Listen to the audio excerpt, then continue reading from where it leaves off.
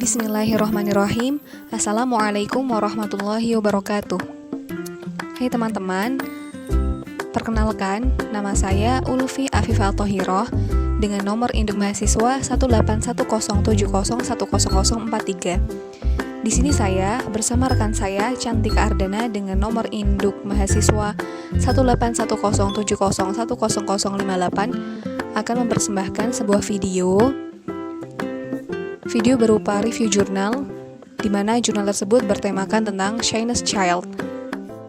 Video review jurnal ini kami persembahkan kepada Ibu Lisnawati selaku dosen pengampu mata kuliah Asesmen dan Intervensi Individu.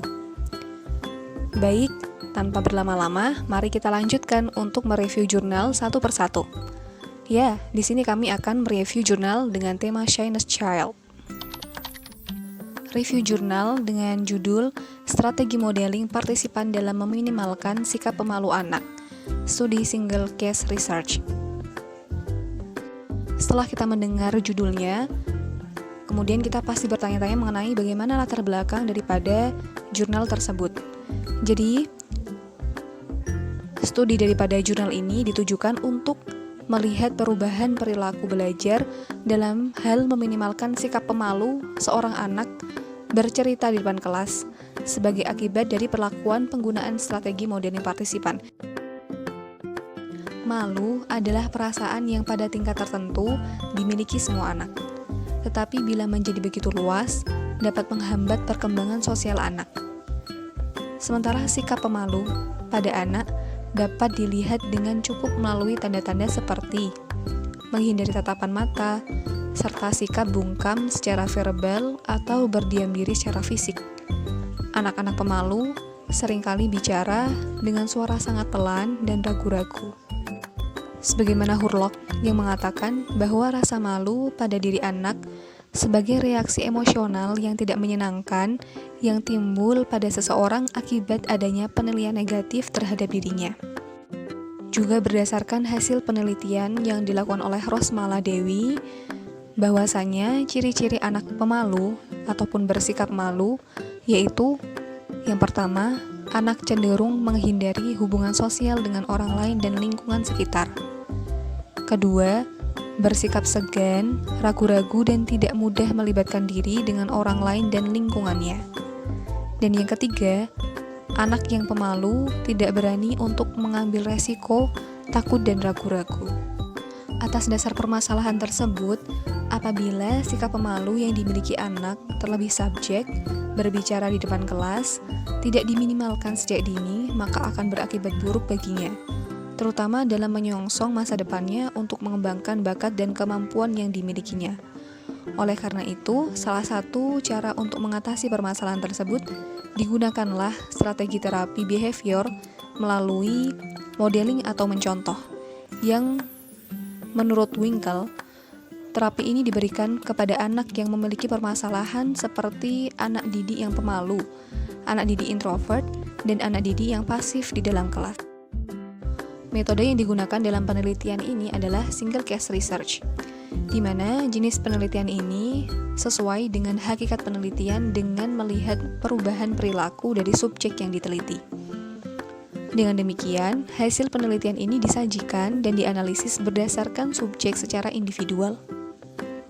Selain itu, single case research merupakan suatu desain penelitian sederhana yang dapat menggambarkan dan mendeskripsikan perbedaan setiap individu disertai dengan data kuantitatif yang disajikan secara sederhana dan terinci.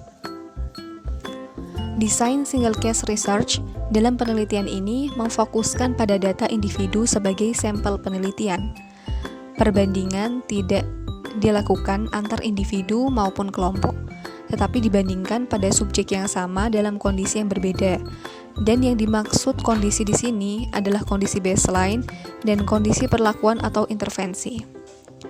Baseline adalah kondisi di mana pengukuran target behavior dilakukan pada keadaan natural sebelum diberikan intervensi apapun. Kondisi perlakuan adalah kondisi di mana suatu intervensi telah diberikan dan target behavior diukur di bawah kondisi tersebut. Selanjutnya, pada desain subjek tunggal selalu dilakukan perbandingan antara fase baseline dengan sekurang-kurangnya satu fase intervensi. Selanjutnya, instrumen yang digunakan dalam penelitian ini ada 4 mencakup tes, observasi, dan wawancara. Nampaknya hanya 3 saja ya, hanya saja tes yang digunakan yaitu menggunakan 2 tes. Di mana tes pertama yaitu pra-intervensi, yaitu sebelum dilaksanakannya intervensi, dan juga pasca intervensi atau setelah dilakukannya intervensi. Secara kuantitatif, data penilaian sikap pemalu subjek diambil berdasarkan indikator yang dinilai dan dianalisis berdasarkan rubrik penilaian yang digunakan. Sementara secara kualitatif, data hasil penilaian diambil dari subjek penelitian. Kemudian juga data hasil observasi terhadap kegiatan subjek penelitian dan guru dalam mempraktikkan strategi modeling partisipan. Juga bagaimana data awal penelitian, data hasil wawancara dengan guru yang kemudian dideskripsikan, dianalisis, kemudian ditafsirkan sesuai dengan teori-teori pendukung, pemikiran dan penilaian daripada peneliti. Kriteria subjek. Subjek dalam penelitian ini dari 20 anak di TK Cempaka Gorontalo. Peneliti hanya mengambil 1 subjek anak didik kelompok B. Dengan demikian, peneliti akan menyajikan identitas anak yang bernama X sebagai subjek tunggal dengan kategori memiliki sikap pemalu dengan tingkatan mampu dilatih. Prosedur asesmen. Tes, observasi, dan wawancara. Tes yang digunakan yaitu ketika sebelum intervensi dan juga setelah intervensi. Sementara itu observasi yang dilakukan terhadap kegiatan guru dan kegiatan anak, di mana isi instrumen observasi berupa tahapan dan indikator penerapan strategi modeling partisipan yang dilakukan oleh guru dan anak. Sementara itu, instrumen wawancara dilakukan pada guru-guru yang terlibat dalam program pembelajaran yang bertujuan untuk mengetahui apakah strategi modeling partisipan bisa untuk meminimalkan sikap pemalu ketika berbicara di depan kelas itu mudah atau sulit dilakukan. Prosedur intervensi. Pelaksanaan strategi modeling partisipasi dengan desain ABA, yaitu dengan cara menentukan dan menetapkan perilaku yang mau diubah sebagai target behavior, yaitu untuk meningkatkan kemampuan penguasaan kosakata dan pemahaman dalam berbicara. Pada tahap baseline A, awal yang dilakukan yaitu dengan menetapkan dan melaksanakan tes kemampuan kosakata sebanyak 5 sesi. Pada tahap intervensi B, dilaksanakan strategi modeling partisipan terhadap subjek selama 16 sesi pertemuan, yang masing-masing yaitu menggunakan 35 menit. Lalu pada tahap baseline A, akhir yang dilakukan pengukuran sikap pemalu berbicara di depan kelas pada subjek untuk mengetahui bagaimana perkembangan kemampuan berbicara setelah mendapatkan intervensi dengan melaksanakan tes kemampuan kosakata sebanyak 4 sesi. Hasil. Strategi modeling partisipan terbukti efektif dalam meminimalkan sikap pemalu anak yang bernama X berbicara di depan kelas TK Cempaka Gorontalo. Setelah guru menerapkan strategi modeling partisipan dengan tujuan anak X mengalami perubahan dengan melihat modeling dari salah satu temannya yang aktif di kelas, sehingga anak X ini dapat mengalami perubahan terhadap perilakunya. Setelah diberikan perlakuan, anak X mengalami perubahan seperti dia sudah berani tampil berbicara di depan kelas dan tidak merasa malu, ataupun berpikiran negatif jika ide dan gagasan yang dia ungkapkan salah.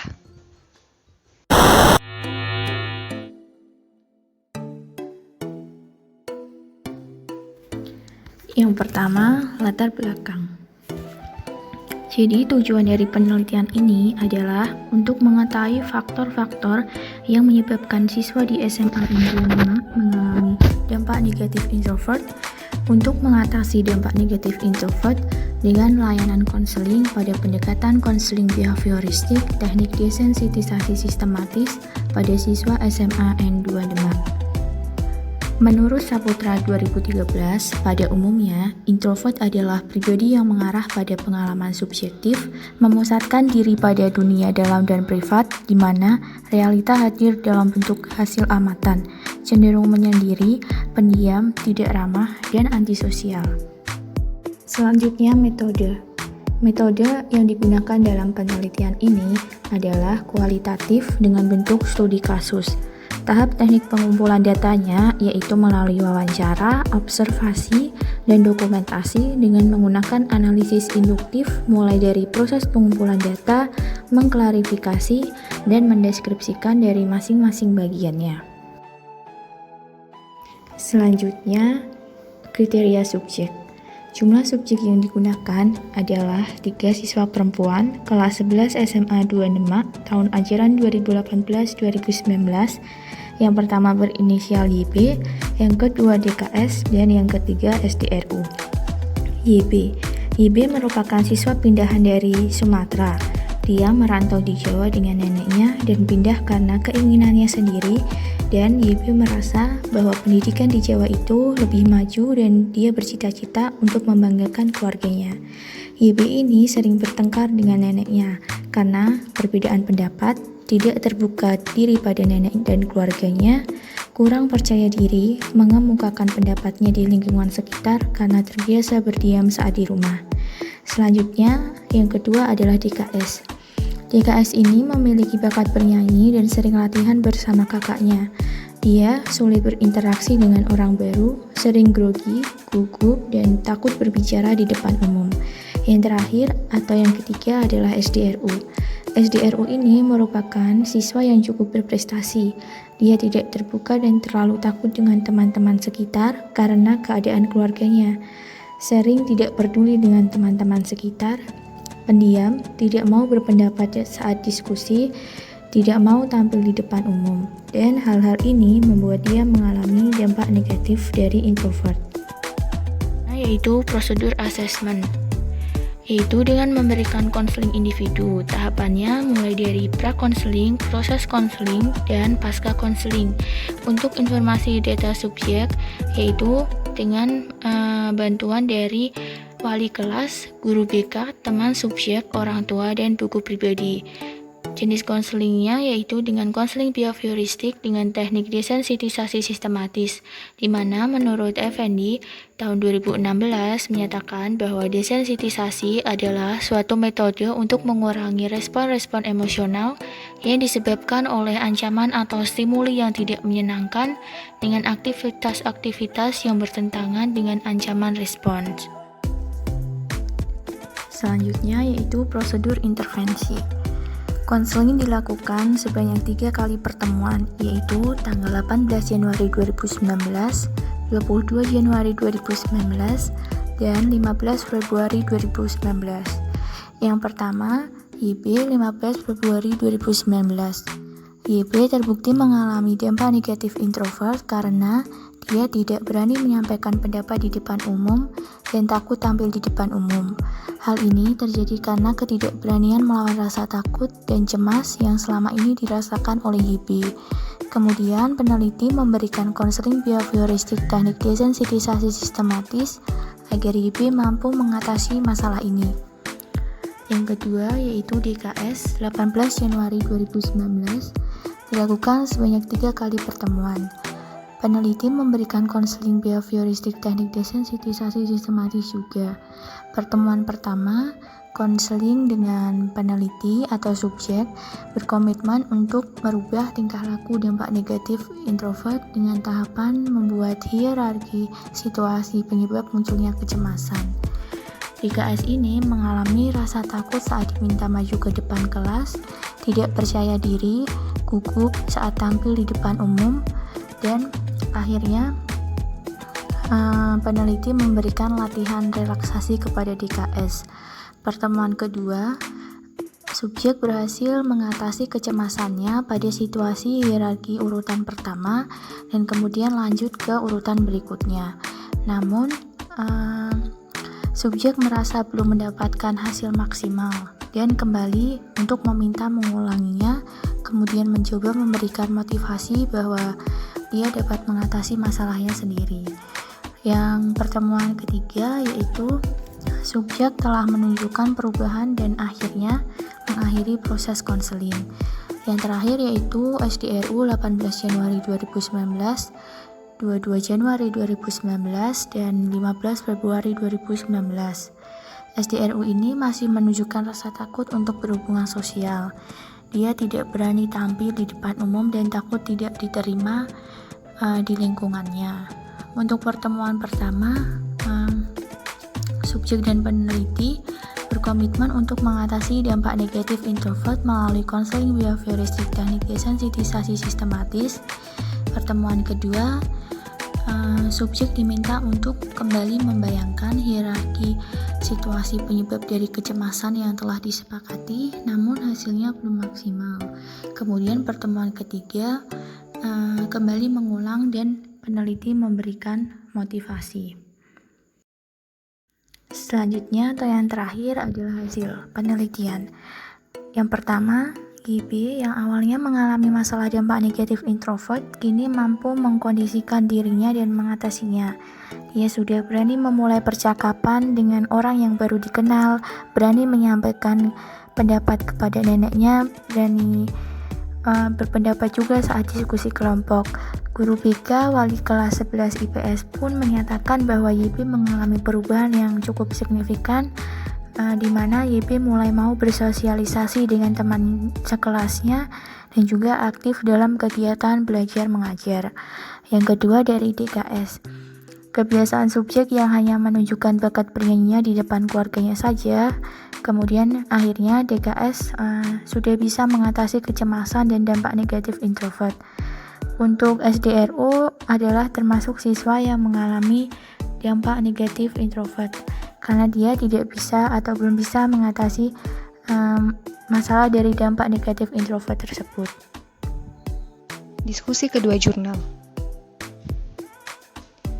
Kedua jurnal tersebut memiliki cara intervensi yang sama, yakni secara perubahan melalui perilaku atau behavior. Spesifiknya, subjek pada jurnal pertama mengarah pada anak-anak, sementara jurnal kedua pada kisaran umur remaja. Jurnal pertama mengandalkan satu subjek, sementara subjek jurnal kedua menggunakan 3 orang subjek. Jurnal pertama secara gamblang membahas shyness child, sementara jurnal yang kedua tidak jauh berbeda. Hanya saja menggunakan dampak negatif introvert sebagai pembahasan dari bagian sikap pemalu. Komentar. Jurnal sangat mendetail, runtut dalam menjelaskan bagaimana proses asesmen sampai intervensi juga hasilnya. Hanya saja, karena detail tersebut, terdapat beberapa penjelasan yang berulang, kurang efektif dalam memberikan penjelasan yang singkat, padat, dan jelas. Sementara itu, untuk jurnal yang lain, proses penelitiannya runtut dan jelas. Hanya saja, hasil dari proses intervensi yang diberikan pada subjek, ada yang dapat menghilangkan dampak negatif dari perilaku introvert, ada juga yang belum berhasil. Demikian penjelasan review jurnal dari kelompok 8. Banyak kurangnya mohon maaf. Sekian, wassalamualaikum warahmatullahi wabarakatuh.